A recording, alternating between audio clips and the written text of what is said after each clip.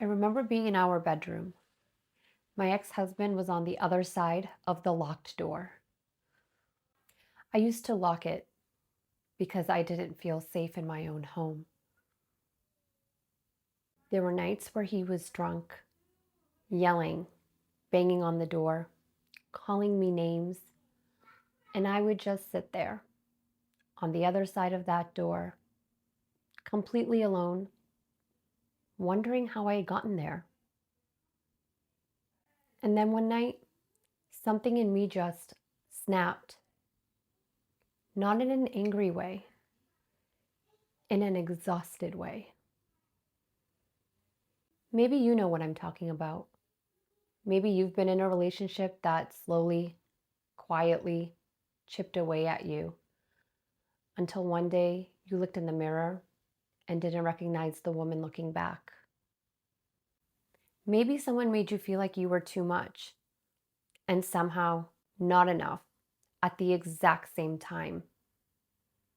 Maybe you've been managing someone else's mood for so long, you can't even remember what your own feel like. I see you, and I need you to hear this.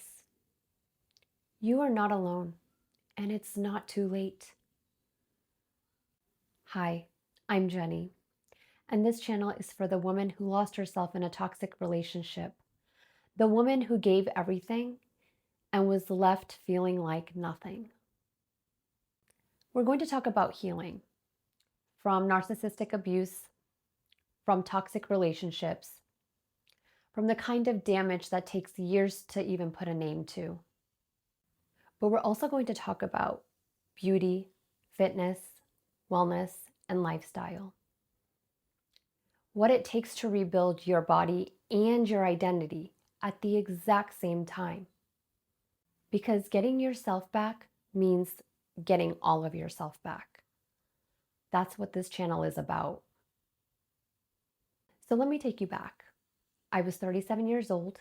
By that point in my life, I had nothing. And I want to be real about what I mean by that. We had just moved across the country to California without me being allowed to tell anyone we were going. I didn't have friends. I didn't have family nearby. I didn't have a job. I didn't know a single person. Everyone I loved and knew was on the other side of the country. Before the move, I had already spent years being forced into isolation from them. That's how this works. Narcissistic abuse. It happens so slowly, so gradually, that you almost don't notice until one day you look around and realize you are completely alone. I was being controlled.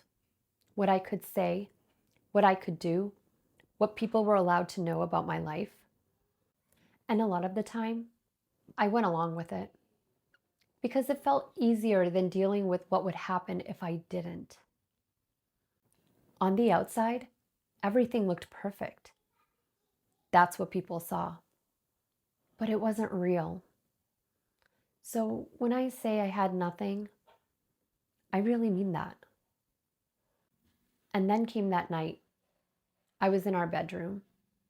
He was on the other side of the locked door, drunk, yelling, banging, calling me names. And I didn't know what he was going to do. I just sat there, completely overwhelmed, like I had left my own body. I couldn't stop crying. I felt this overwhelming feeling of defeat, like there was absolutely nothing left in me. And then I just broke. In that moment, I felt like a part of me died. And to be honest with you, that part of me did die. For the first time in years, I thought clearly. I'm done. I cannot do this anymore. And all the reasons that I had stayed, my culture, my family, the expectations placed on me, what people would think, the fear of being seen as a failure, For the first time, none of it mattered more than I did. Now, honestly, leaving wasn't simple. It wasn't just emotionally hard. I was actually scared. Even my therapist was concerned about my safety. That's how bad things had gotten. But I got to a point where I understood something. No one was coming to save me, and I had to choose myself. So I told my family the truth about what was really going on. And they showed up for me in a way that I didn't expect. For the first time in a really long time, I wasn't doing it alone.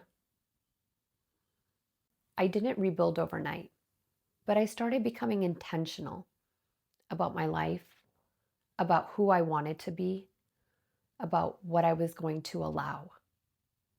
I had to learn something that felt really uncomfortable at first. I had to start choosing myself, not in a selfish way, in a way where I stopped abandoning myself to keep other people comfortable.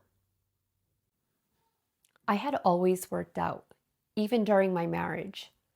But after I left, I started strength training, really focusing on becoming strong, not just physically, but mentally. I didn't want to just look okay. I wanted to feel strong again. Strength training became my therapy. It gave me a way to take everything I was feeling on the inside and channel it into something I could see, something I could control. A different version of me was coming through. I could feel it in my body. And here's what I learned through all of it. Rebuilding after a toxic relationship isn't only about therapy and inner healing, although those things matter deeply. It's also about your body, the way you move, the way you feel walking into a room. It's about rediscovering what you like to wear, how you take care of your skin, what makes you feel alive again. Because women in toxic relationships don't just lose their peace, they lose their entire identity. And getting her back means rebuilding all of her, the inner work and the outer work, because they aren't separate. They never were.